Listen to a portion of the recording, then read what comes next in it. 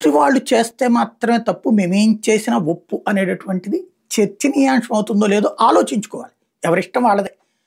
ఇప్పుడు జగన్ హయాంలో 2 పరిశ్రమలకు ఇబ్బంది అయింది. నెంబర్ 1 కియా పరిశ్రమ. ఆ కియా పరిశ్రమకి ఇబ్బంది ఓన్లీ గోరంట మాధవ్ చేతి దూల, అంతకు మించి ఏం లేదు. నోటి దూల, చేతి దూల. అద్దం మీద పేరు రాశాడు, అదేదో ఖండిస్తా రాశాడు. అదొక్కటే అతను చేసిన తప్పు. ఆ ఫ్యాక్టరీని ఏమి అవతలకి తరిమేమల్లా తీసేయమల్లా. బట్ అది ఒక రెప్యూటెడ్ కంపెనీ మీదన అంతర్జాతీయ కంపెనీని అట్లాగా ఇబ్బంది పెట్టడం అనేది తప్పనినే అన్నాం. మనం ఎప్పుడు నెత్తిన వేసుకోలేదు అది.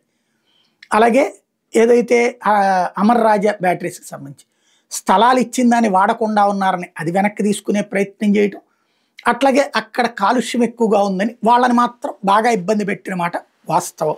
ఖచ్చితంగా వాళ్ళని వెళ్ళిపోకుండా ఇక్కడే ఉన్నారు. కానీ వాళ్ళ ఎక్స్పాన్షన్ తెలంగాణకి మళ్ళించేసుకోవడానికి కారణం మాత్రం జగన్ ప్రభుత్వం. అది తప్పని నేను అన్నాం కదా, ఎవరూ ఒప్పుకోలేదు కదా. అదే ఇప్పుడు భారతీయ సిమెంట్స్ని వెంటాడుతున్నారు, వేటాడుతున్నారు. అది నాశనం అయిపోవాలని కోరుకుంటున్నారు.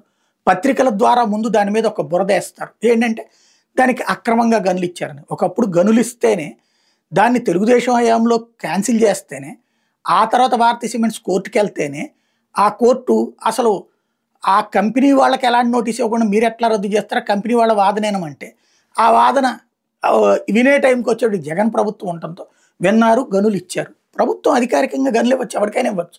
డబ్బులు ఇస్తానంటే గనులకు ఎవడొద్దు అంటాడు. అది భారతీయ సిమెంట్స్ కాబట్టి గనులు ఇవ్వకూడదు.